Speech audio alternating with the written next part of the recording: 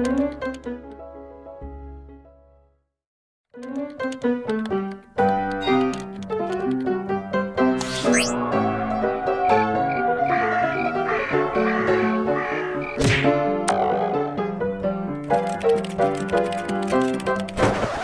doctor, these are the patients who will be calling you today.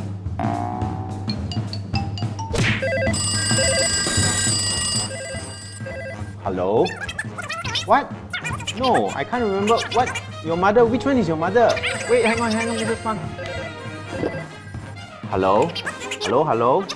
你叫什么名？等一下先。有啦，哎呦，啊 ？No？ 哎呀 ，hang on 啊 ，Hello？ Yeah. No. The blue one is enough. Chop. Why don't we do it like this? You can join me on a live show where we can chat about this and that. I will try my very best to answer all of your questions. All of your questions answered by this A doctor. So I will see you there on 27th October, 9 p.m. Come and ask me, hey doctor this, hey doctor that. I will answer this, I will answer that. See you.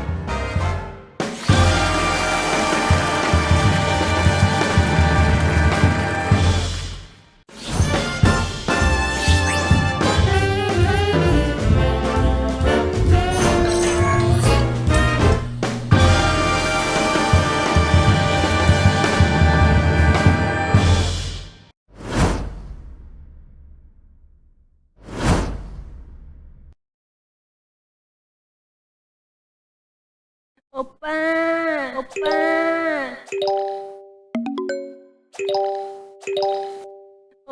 안녕하세요. Oppa. Oh, hello. It's you guys again. So welcome back to the show. Now, I had got lots of feedback from episode 1, the first pilot of this, the pilot of the show, the first episode.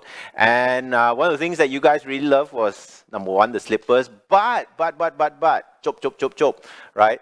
One of the other things that you guys really notice is my right leg. Okay, because I know that I shake it a lot and I can't help it. I will shake it one. You know, I have a song in my head and when I talk, there is a beat. So I thought what I should do, you know, because I got so many people saying, hey, cannot, shake leg very bad. So I have this jar here, very special cookie jar. And what I'm going to do is every time I shake my leg, I am actually going to donate money, and at the end of this season, all the money that I donate into that jar, every time I shake my leg, must put money inside. Okay, you guys got to help me count how many times I shake my leg. Okay, this is counted as one time shake, not 10 times shake. Okay, so at the end of the season, we will decide on some kind of charity. I'm thinking to do with kids or something like that we are going to donate this money to. But so far, the only ideas that these studio people have is like their own charities, like the Yayasan Makan dan Minum JME Studio, right? No, Yayasan Ice Cream Pembelian Ice Cream JME Studio. But anyway, right? If you see me shake my leg, okay, I got to put money in here. Now, that being said, okay, I am going to have a live question posted now on Facebook because, of course, this episode is What the Fat, right? Weight loss stories that you cannot believe. So you can post now. What is the most weight that you've actually seen somebody lose? And later on, we'll compare your answers and see whether it's believable or not. Okay, so that being said, where is my control? Can't find my control. What am I supposed to be doing next? Okay, here's my control. I was sitting on it. Okay, so what the fat? Weight loss stories that you cannot believe. Okay, you probably can believe lah. Okay, these are not like super unbelievable stories. But I think there are just some things that I would like to share. Now, this is not going to be like the be-all and end-all of how to lose weight. I know many people out there, okay, really kind of think that, oh, okay, if I watch this, I'm going to be able to lose weight. But, you know, weight loss is such an individualized thing. What works for one person might not work for another. What works for another might not work for you.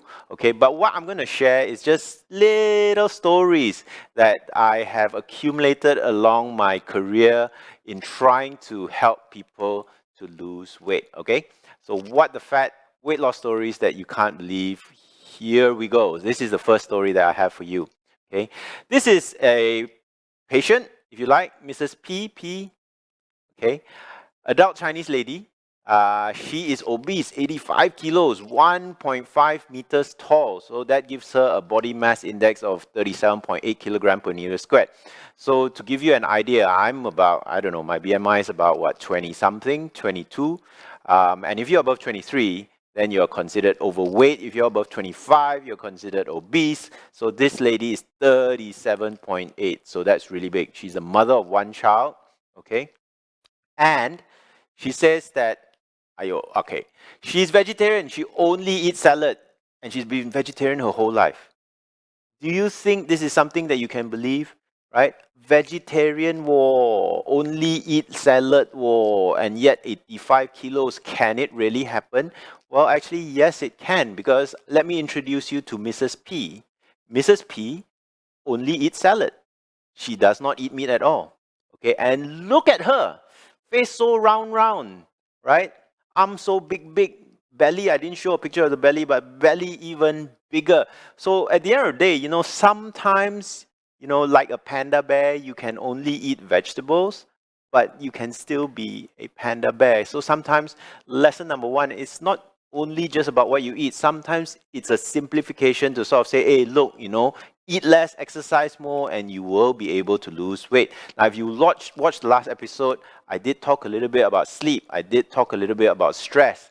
Did I talk a little bit about medication as well? But these are some of the factors, really, hormones, etc., that can affect your weight. And it's not just about what you eat. So sometimes you need a little bit of extra help, because eat bamboo only, but yet can grow so fat. Okay, lesson number 2, or story number 2 that I have to share with you is Miss Kiri. I really love this story. Okay, so Miss Kiri, come and see the doctor. Hey doctor, I managed to lose 2 kilograms since I last saw you. Yay, very good. That's fantastic. How did you do it? He says, now I got this rule. I only allow myself to eat with my left hand. Right hand cannot eat. So she's right-handed, can only eat with my left hand. I say, oh wow, fantastic. Obviously it works, right? 2 kilograms weight loss since we last met. So that's really good. Okay, keep at it, right? Now, 4 to 6 weeks later, she comes back, and guess what happens? You guess what happened to Miss Kiri. Okay, hey, patient, you are 5 kilograms heavier now. He said, yeah, lor. I said, well, what happened to the eating with your left hand kind of thing? It didn't work anymore, man. He says, yeah, I became very good at eating with my left hand. Okay, so lesson number 3 is that weight loss needs to be suitable. It needs to be something that you can do, like say, for example, eating with your left hand, but it also needs to be sustainable. And the thing about weight loss is sometimes our bodies adapt. We as creatures, we as organisms, we are very, very good at looking after ourselves. We are very, very bad at shedding weight, because it's kind of like an anti-self kind of thing. Who was to know many years ago our ancestors would never have thought we'd come to a time where there's so much food, right? Our ancestors, our sort of our forefathers struggle for food, but we now live in a very different environment, and I think we do need to really adapt. And this leads me on to story number 3. Now, what you see in front of you is something called an Fmri. Fmri is a type of scan. It's called a functional magnetic resonance image.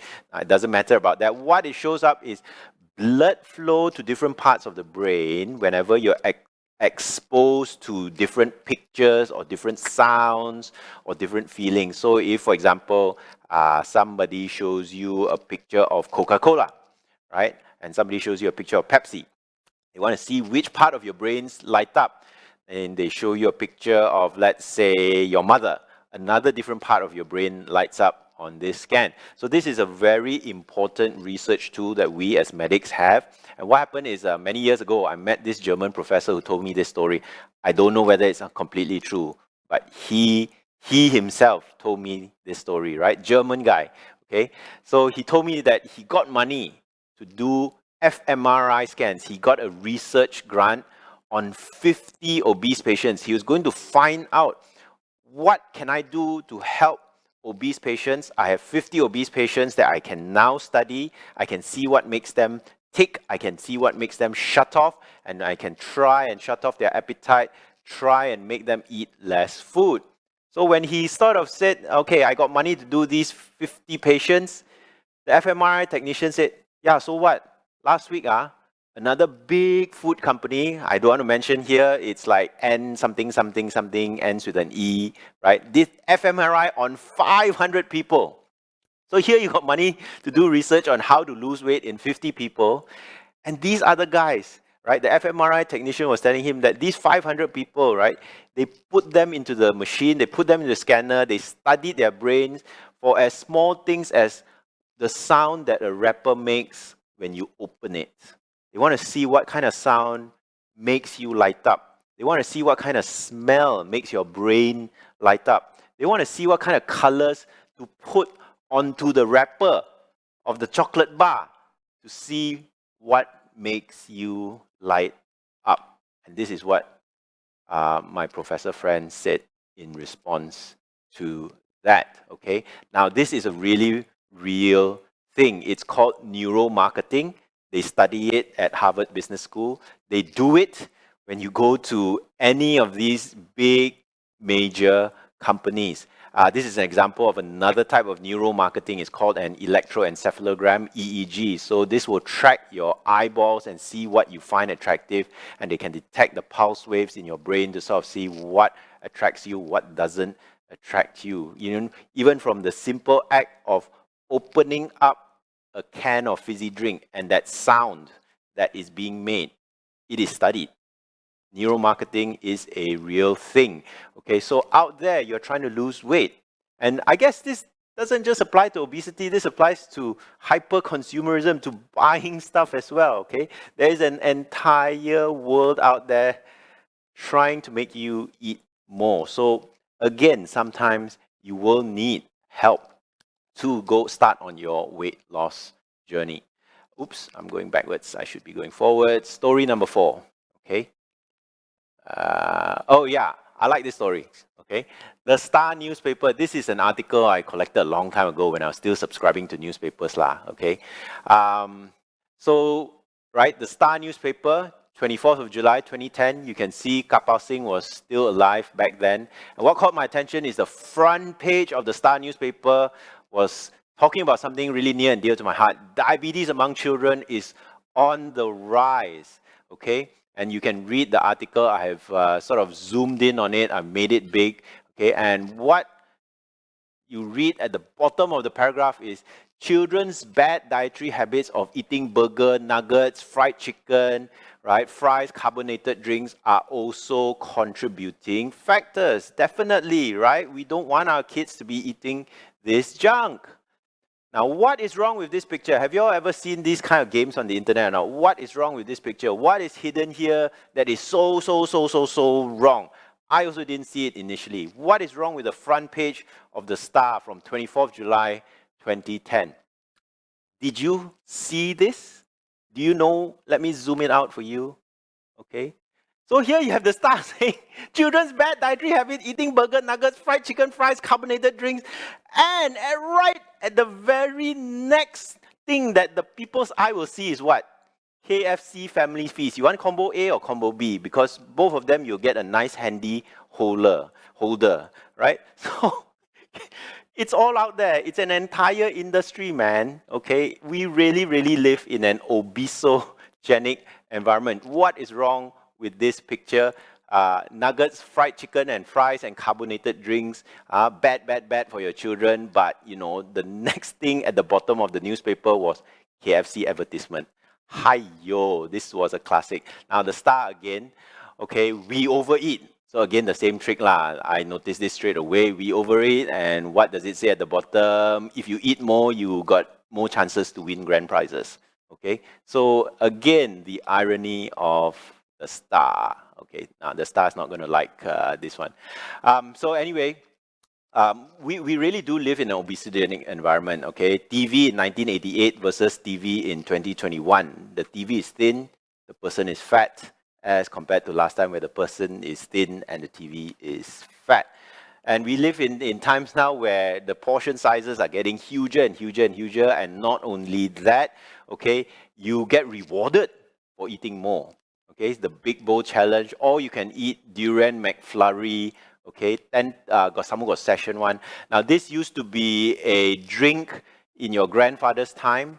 And what have we done to a drink in your grandfather's time? We've added a durian, we've added cheese, we've added cow-cowness to it.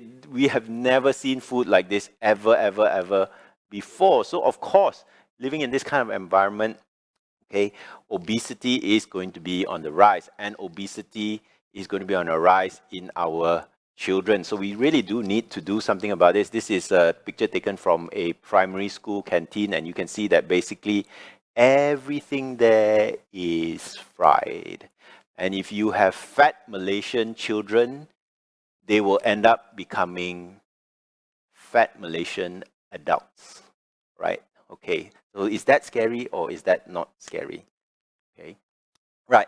So our times are too good and too bad at the same time. It's the best of times, it's the worst of times. Okay, so you know, there's so many things out there in our environment now which is working against our genetics. So our genetics is kind of like we are panda bears. We are really good at storing fat and really good at storing extra nutrition, okay, for lean times, for times when there's going to be floods and wars and famine and etc.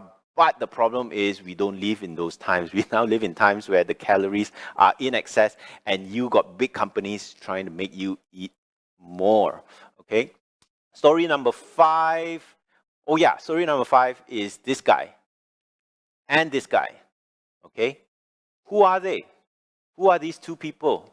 You can see, is the chin the same? Is the hairstyle the same?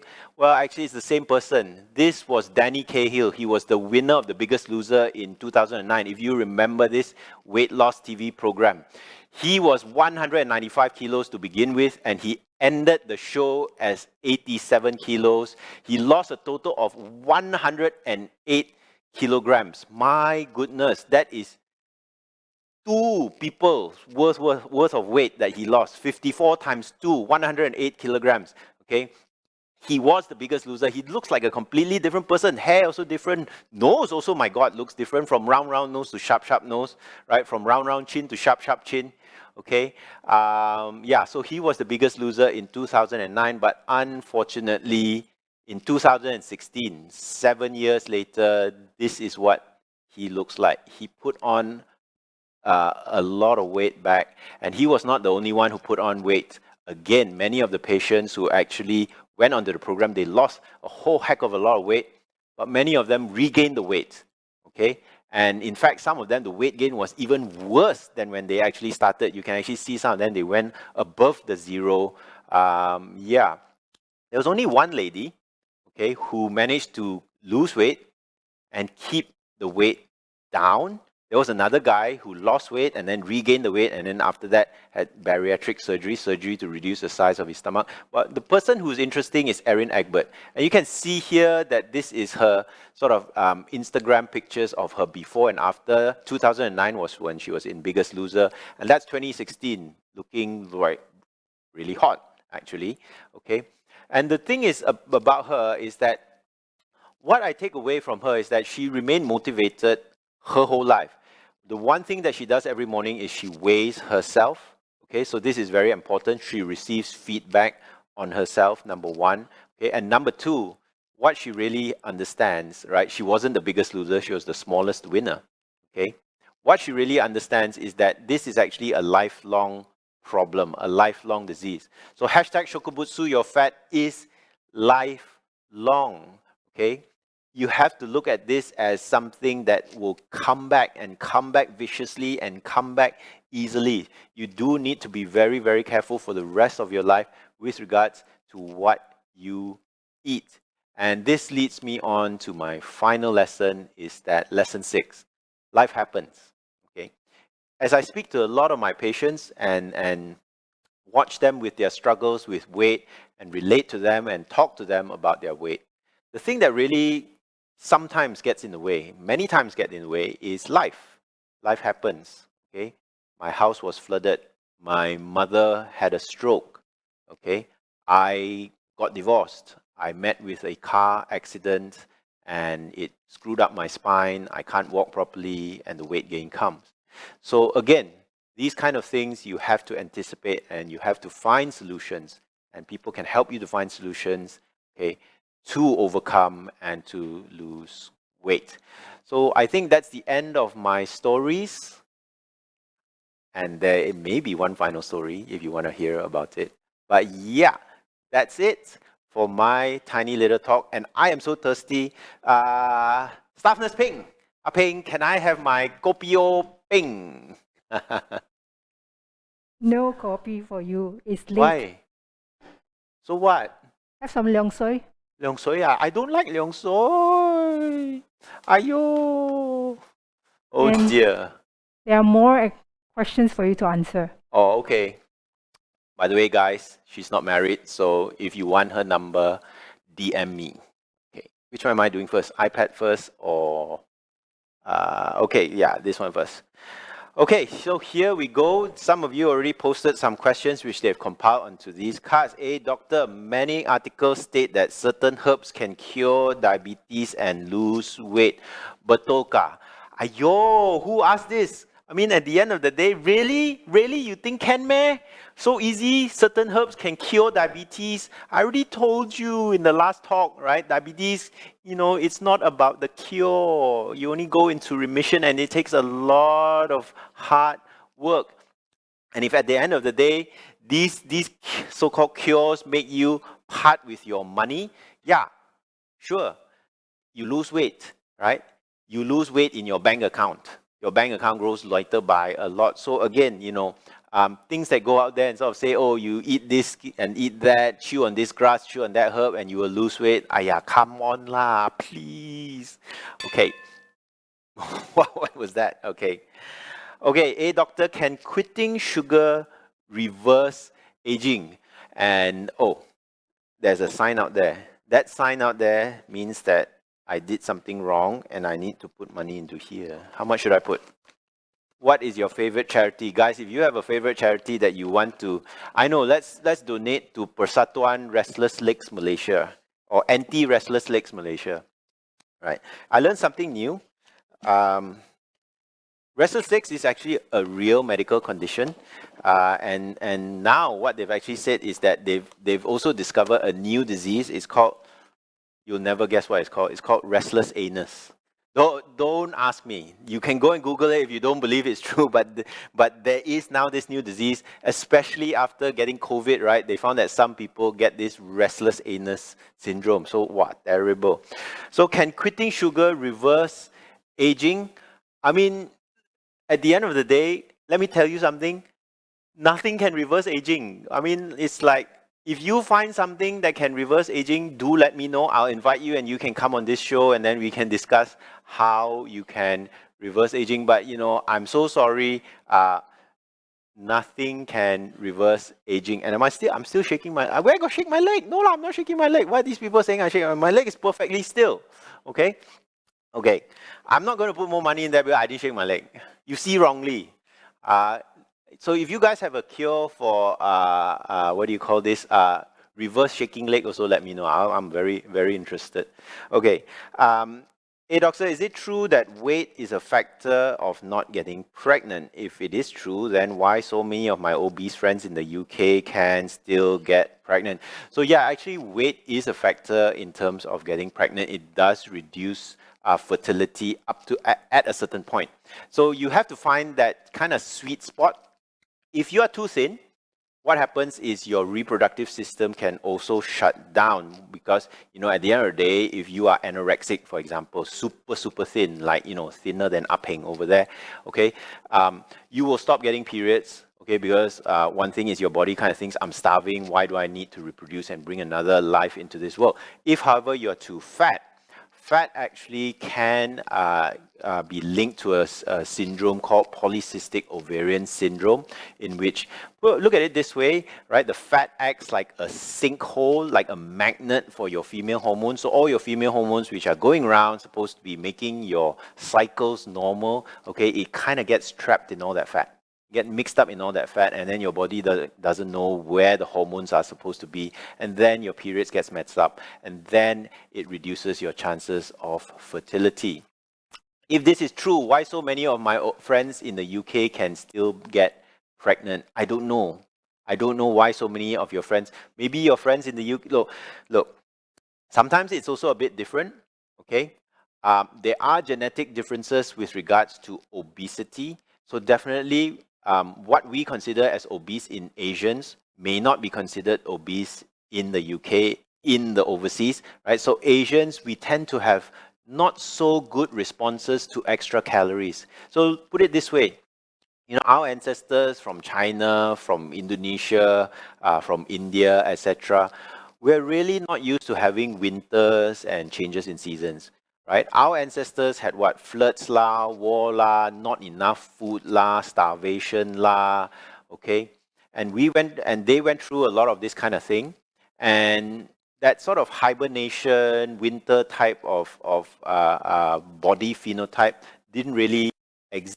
So what our Asian bodies are really good at is making full use and storing up, not making full use of the fat, and we have very small warehouses, very small storage area, okay? Whereas Guailos, they have the capacity to store a lot of fat before developing diabetes, for example, before developing high pressure. They have bodies which are used to storing excess calories. So that genetic difference maybe can explain why, right? Their bodies still function really well despite not being able to sit in this chair, okay? And whereas you have sort of skinny bum-bums who are considered already unhealthy from a fat point of view. I don't know. Maybe UK men have extra strong sperm or something like that. I don't know. Okay, maybe. So that is that. Okay, I like this next one. Can I ask this next one?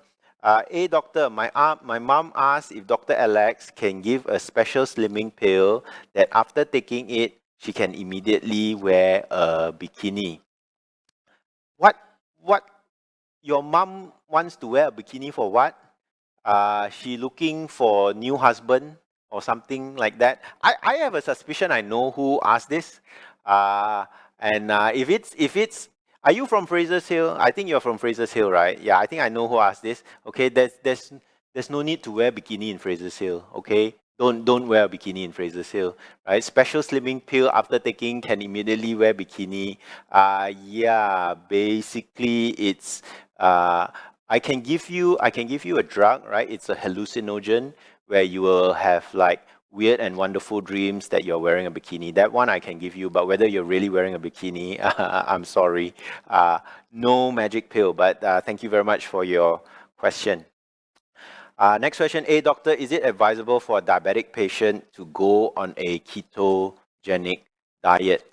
Now, this one you have to do really carefully because there are certain drugs that if you are taking, you should not go on a ketogenic diet because it puts you in a ketogenic state as well, right? So you need to discuss this carefully with your endocrinologist or with your doctor and sort of say, hey doctor, okay, is any of the drugs that I'm taking already pushing me into a ketogenic state? Because if it is, and then lagi you keto yourself, you can go into a very dangerous condition called ketoacidosis, where there's just too much ketones in your body becomes really acidic, and then you start going into a coma. So this one, again, you need to discuss carefully with your doctor. And also certain types of diabetes, for example, type 1 diabetes, okay?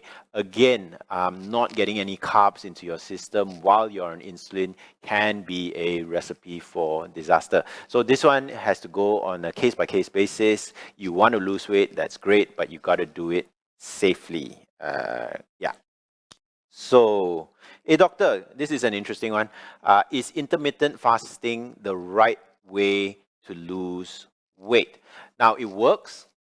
Can it be sustained? You have to think very carefully. It can work. And, at the end of the day, what I would say is right way, wrong way is different for everybody. Okay? Intermittent fasting cannot work for certain individuals. So say, for example, you work as a security guard and you have to have your shift from midnight until 8 a.m. Okay, and that's the only time that you can actually eat, because the rest of the time you should be asleep, getting ready for your next shift. Okay, IF may not work for you in that way. Okay, one of the things about intermittent fasting is that it's a very broad term. Is it the right way to lose? Yes, it can work. Okay, in Malaysia, friends, they fast what? They fast during the month of Ramadan. Okay, and they do lose weight. Okay, some of them do lose weight.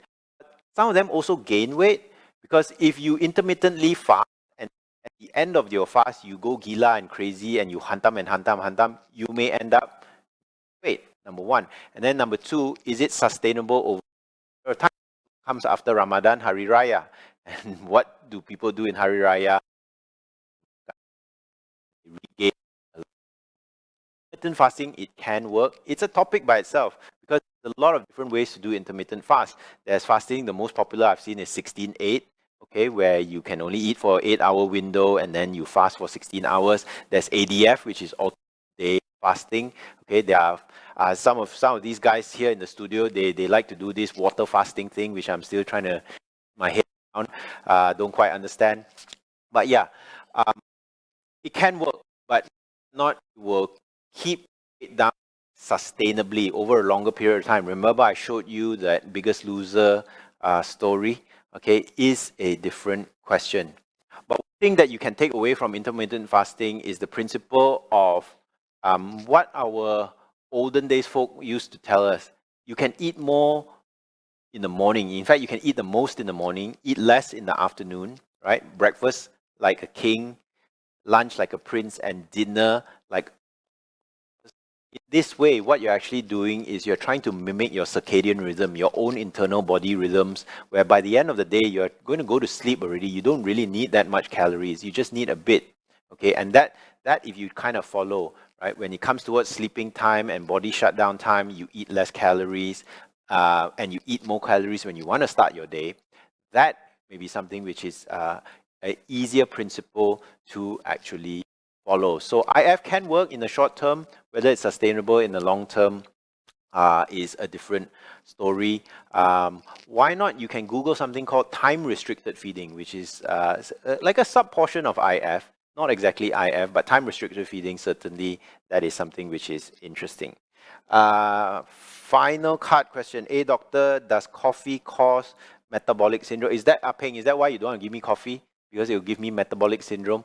Yeah, where got coffee cause metabolic syndrome one? I would be the number one victim, man. You know the amount of coffee that I drink.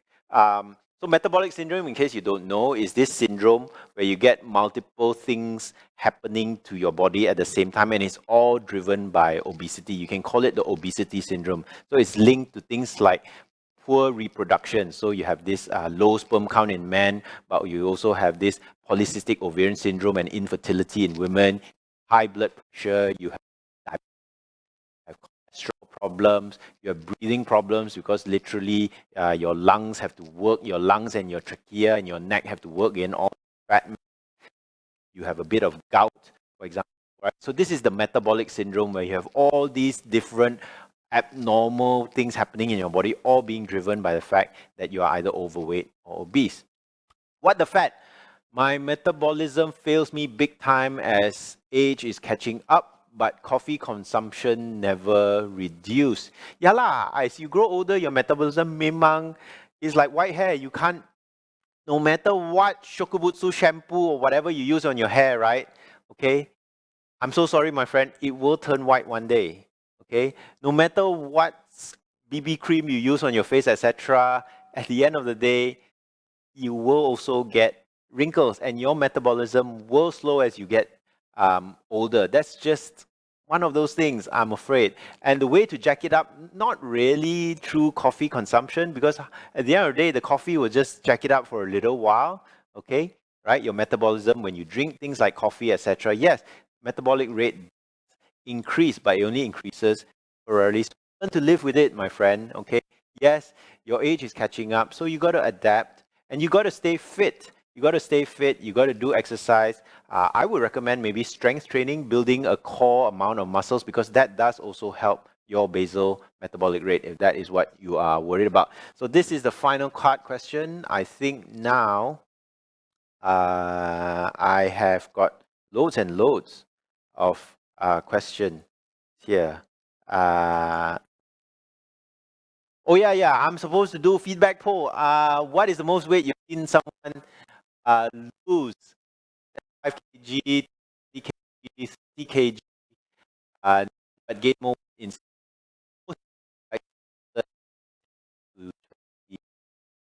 that's actually a large amount of weight. I mean, last week I did see this lady where I had diagnosed her with diabetes about 1 year ago. Okay, and she had an ulcer.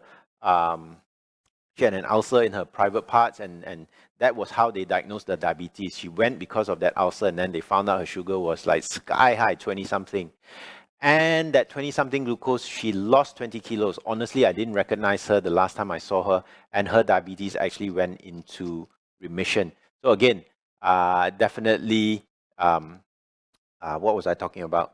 Yeah, weight loss of 20 plus kilos she lost. However, that is also not the most amount of weight that I've seen somebody lose. I've actually seen somebody lose a grand, wait, the biggest loser, right?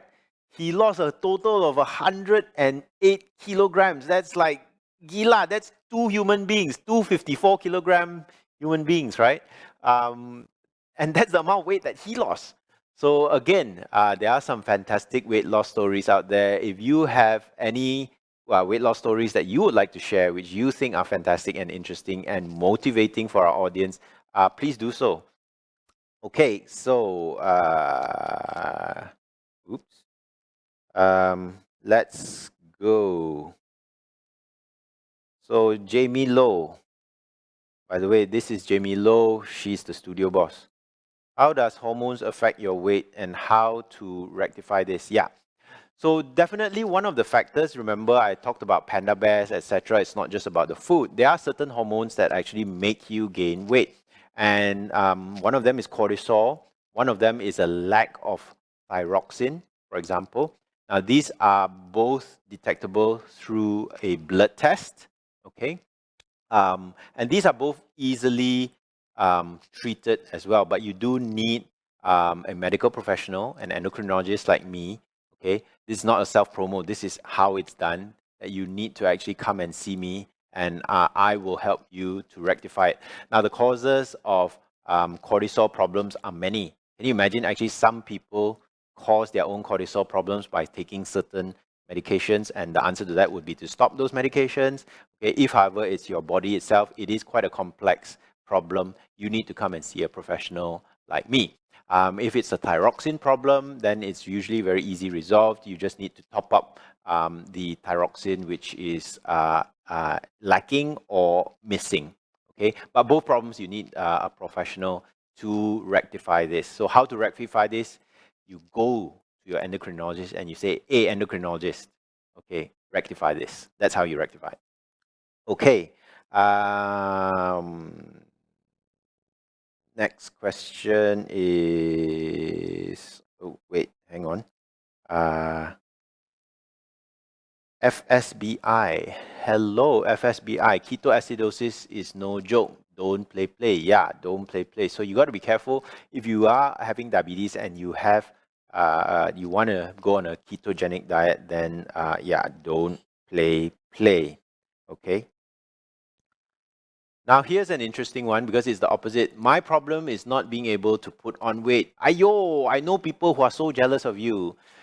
The little bit I add on, the quicker I lose it. Perhaps the next check could be on how to gain healthy weight. Wink, wink, wink, smile, smile, smile. Okay. You want a fat transplant? I can organize one for you. Yeah.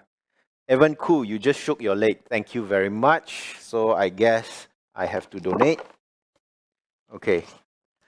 I don't know if my wife is watching it. If she's watching it, she'll be like, "What? Why are you putting so much money in?"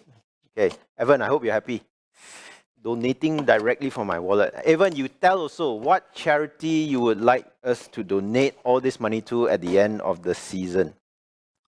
Okay, Evan Koo, you just shook your leg. Elaine SBC, he just shakes so many times. Okay. Here's another question from FSBI. Hey doctor, I have long work hours. I'm stuck in the Horizons Jam, so I can only eat dinner at 9 p.m. I believe that is the cause of my weight problem. Sigh. Yeah, so remember what I said? Lesson number 6, or was it lesson number 7? Life happens. So you got to work around it. You got to kind of sort of see how you can get your calories in earlier. How you should be eating less anyway towards the end of the day. So maybe find some kind of portable food where you eat less of it anyway. So look at it as a blessing, maybe look at it as something which is good to sort of say that, hey, I'm going to use this opportunity to eat less, okay, and time it correctly with how the hormones in my body, how the rhythms in my body should be.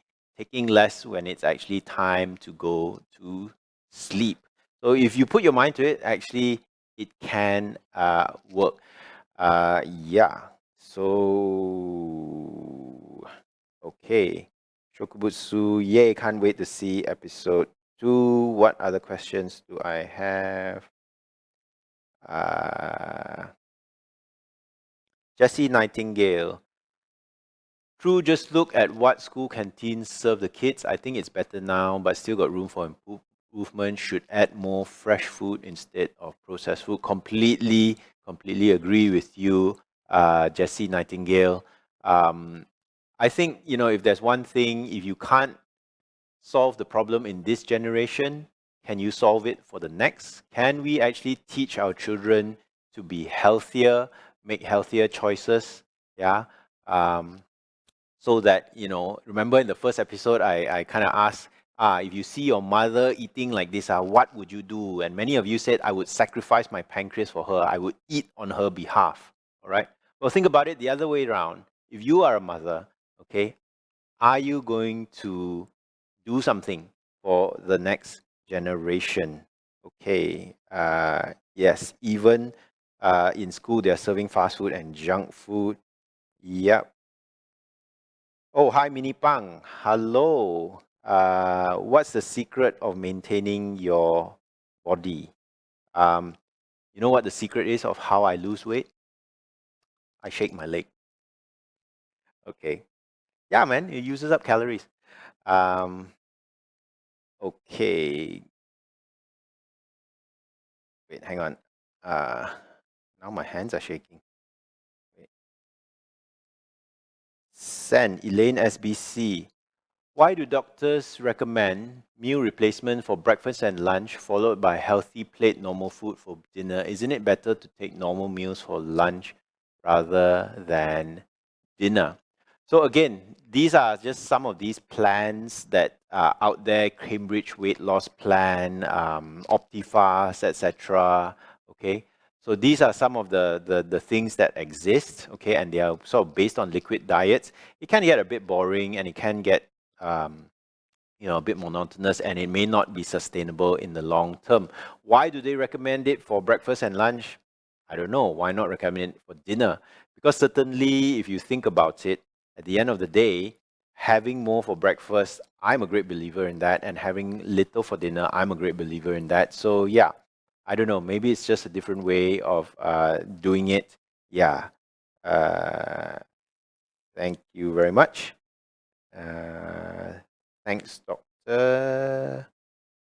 Elaine SBC. If thyroxine is normal, then recommend to check cortisol. Yeah, but your cortisol needs to be interpreted with you in front of us.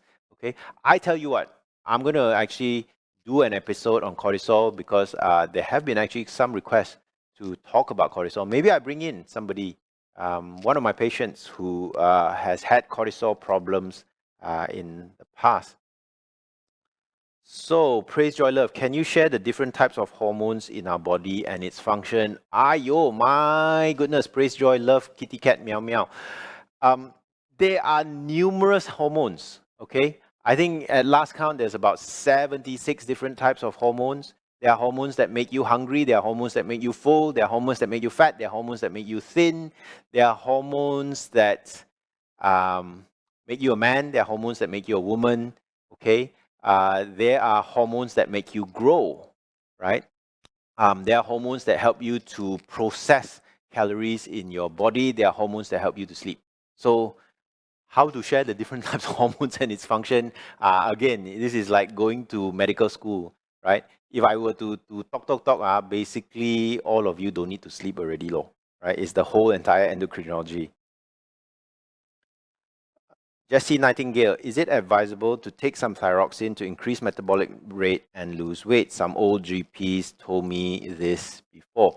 Let me share with you the story of Muhammad Ali. I know lah, Jessie Nightingale, you have a Heliquity picture. You're not going to be this kind of like boy boxing fan, right? But I'm going to share with you this story. Muhammad Ali, he was the world champion in boxing. He was the heavyweight champion of the world in the 1960s, okay? And guess what? He was successful. He boxed, knocked people out, win many championships, win many prizes. And then guess what happens to people who become famous and rich? Okay? They kind of slack off and he got fat. He got really fat. Okay? He was overweight, in fact. Okay? I would say he was obese. Then the problem is the next match came. Somebody wants to challenge you, okay, to be the heavyweight champion of the world. And this guy's name was Joe Frazier. And he said, okay, let's go fight. But the problem is, he was too unfit and too fat.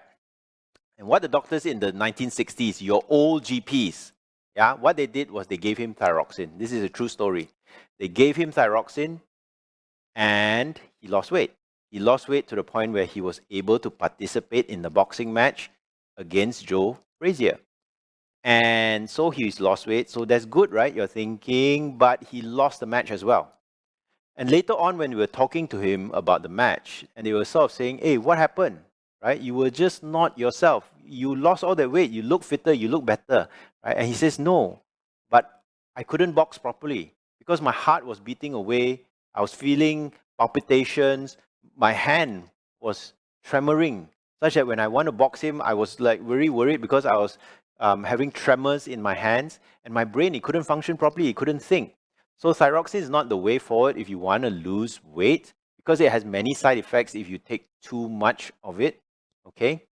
Yeah, side effects that are really uncomfortable, and side effects sometimes that can be really life-threatening. It can push your heart rate up to like 200 and then you ping san. Yeah. So again, you want to find a safe and sustainable way of losing weight, right? Yeah.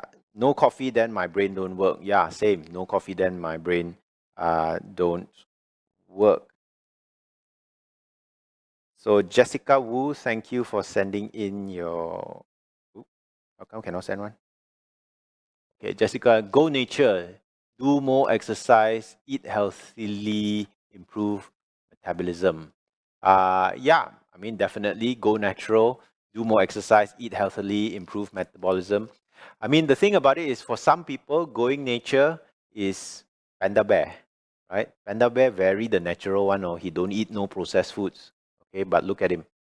And I'm not talking about Kung Fu Panda, okay? Just your normal, regular panda. So sometimes when you reach a certain weight, you do need professional help to lose weight. Okay, so do I have any more questions? Mini Pang, yeah. So everybody, this is a Ping. Mini Pang is mini, right? She's like skinny, and then she has a sister who is Pang, right? Maxi Pang. How do you usually motivate patients, especially men, to lose weight? Ayo, Mr. Sun. Motivation is very different lah. Everybody has different motivations to lose weight. Again, there's no one size fits all. Some men are motivated by women. Some men are motivated by money. Some men are motivated by wanting to look good. Some men are motivated by other things. Okay, so it's really difficult to answer your question, Lamini. I know where you're coming from, but yeah, that is something that is a very individualized answer. So I think with that, do we have more time? Yeah. Okay. If we do have more time, let me see what the next question is. Alicia Fong. Hello, Alicia. Hey, doctor, I saw some friends lose weight through keto diet, and some of them have been on keto diet for a few years. Is it okay to try on keto diet for weight loss? Any long-term side effects on keto diets? Okay, and we got Frank over there. He's our sound engineer. He's like the #1 keto diet fan in the big wide world. Hello, hello, hello. All right. Yeah, I mean, certainly if you can maintain on it, sometimes the problem is you end up eating lots and lots of protein, so you got to watch out for your kidneys as well. Sometimes on a keto diet, in order to replace the craving from the carbs, you may end up eating a lot of salt. So yeah, once a year or something like that, make sure you do go and check with your GP, do a full blood check, make sure your urine is looked at, make sure your kidneys are looked at, etc., etc., etc. Now, usually for most people, keto diet is used to trigger an initial amount of weight loss. Then thereafter, what you might want to do is actually just move on, transition back towards a normal diet, however, just being very careful and being very cautious. Yeah. Mini Pang, I think he should see you. Come lah, Mini. Send lah, Mr. Sun. Okay. Jessie Nightingale asked I was anticipating these questions and nobody asked. Thank you very much, Jessie. Is bariatric surgery a long-term solution for morbid obesity? You know it is lah, Jessie. That's why you ask, okay? But thank you because you want the audience to share in the answer as well. So morbid obesity is obesity where you're so big and huge that it's life-threatening, okay? Literally, your life is threatened. You can't breathe properly. You can't sleep properly. You have to sleep upright because once you sleep flat, your entire fat mass compresses on your chest and your neck and you can't breathe properly. You have diabetes, you have hypertension, you have heart conditions, etc. And you need to lose weight and do something about it. That's why it's called morbid obesity. This is, you're so obese until it threatens your life. You need to lose weight as soon as possible. And one of the ways to do that is actually bariatric surgery. Now, bariatric surgery is like using a nuclear bomb. Okay, you do it if you have to do it, right? You do it when you don't have any other choice. You do it because you want to save lives. Okay, so once you do bariatric surgery, that's when I've seen people lose 30 kilos, 40 kilos. But this is in the background of them being 200 kilos, 150 kilos, right? And they lose all that weight and they become a lot healthier. Their diabetes can go backwards. Their blood pressure comes down. They can stop many of their medications and their life becomes very much better. Okay, so is it a long-term solution? Yes, it is in a way a long-term solution because in the short term, you're actually saving their life because they've reached that point in their body where they're so huge already that you don't know when they're going to have a heart attack. You don't know when they're going to have a stroke. You don't know when they're going to have, a medical emergency because of their sheer weight. So once you do that, yes, it can be a cure. However, you cannot just do the surgery and then let go of that. Certain types of surgery will end up meaning that you end up with certain micronutrient deficiencies. Micronutrients meaning like certain elements like calcium, certain vitamins like vitamin A, D, E, and K, for example. You need to make sure that these are supplemented because if you don't have enough of them, then sometimes they can have effects on your bone growth. All right, you may get osteoporosis or very thin bones later on in life. You may have nerve problems from a lack of certain vitamins. So you do need to be followed up if you do certain types of bariatric surgery. Now, let me tell you another story that I've heard about bariatric surgery. I've heard about people who actually gain weight after bariatric surgery. And you think that's impossible, right? Because you're shrinking down their stomach to the size of, I don't know, a baseball, a tennis ball. How lah people can gain weight when their stomach is the size like super shrink down? Well, there's a solution for everything, okay? And I will donate money if you can guess how these people can gain weight when they have had bariatric surgery. And the answer is actually very simple. They eat ice cream, okay? Bariatric surgery is a complex thing. You got to be ready for it mentally as well. Sometimes, and I look at obesity, obesity is not just a stomach disease. Obesity is not just a hormone disease. Obesity can be actually a brain disease, okay? Right? All these companies trying to get into your brain to make you eat more, and you have to control your brain, okay? And what actually happens is that sometimes people use food as a pick-me-up, as a crutch. You know, you see some people, right? They smoke, they feel better. Okay, you see some people, right? They sing a song, they feel better. You see some people, right? They shake their leg, they feel better. Okay. However, there are some people who use food as something, and you would have seen them, right? I quote from a friend that I have in Malacca. You know, I feel bad, I feel sad, I go and eat cake, and I straight away feel better. Okay. Now, if you remove this feel better from them, they can become depressed, and sometimes they can even become suicidal because they just cannot cope. They don't have their regular coping mechanism. So you got to be ready for that. And so there are some individuals, okay, I've just exposed it, right? How to gain weight with bariatric surgery, who eat ice cream and they gain weight because they eat large amounts of ice cream to the point of, yeah, because the ice cream melts. The ice cream is full of fat. The ice cream is full of sugar, and it can be absorbed fast and easily. I eat the ice cream, I no longer feel depressed, okay, and I can overcome even the bariatric surgery. So again, no solution is perfect, but if you know of someone who's reached a point where they are morbidly obese and they need help, then yeah, bariatric surgery certainly is something that can help them. FSBI. Jessica Wu always sing song and feel better. Ha ha ha ha ha ha. Yeah. Okay. I like singing song. You know what? I always have a song in my head. That's why I shake my leg. Okay, because sometimes the song is in my head and I'm shaking my leg to the song. Okay. Elaine SBC. Hello again. I heard there is a SC injection, right? SC stands for subcutaneous injection to prevent rebound after success in losing weight. Is it safe in the long term? So again, this is a great question, Elaine SBC. There is an injection and we don't actually use it to prevent rebound. We actually use it to lose weight, okay? There is a weight loss medication where you inject it either once a day or either once a week, okay? And it can cause you to lose weight. Again, not everybody is suitable for it. You need to go and see your doctor and discuss what are the potential side effects, what are the potential barriers. Okay, it's not cheap, it's expensive, okay?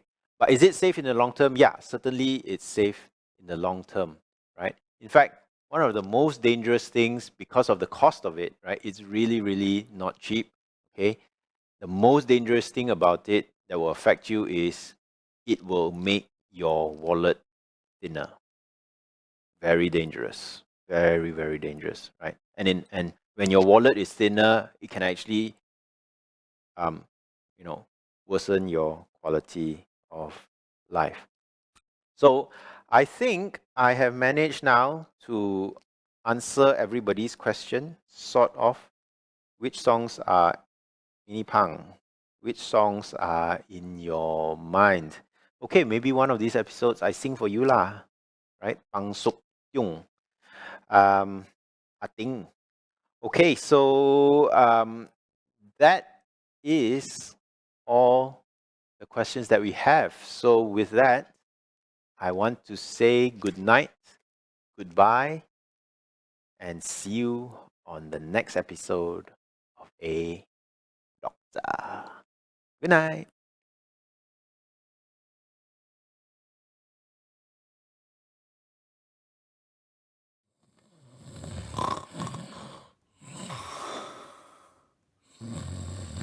Hey, doctor! Please wash my flask before you return tomorrow. Good night. Good night.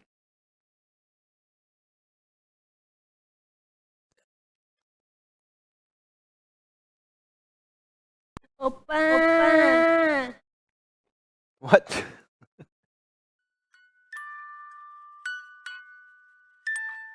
What the hell?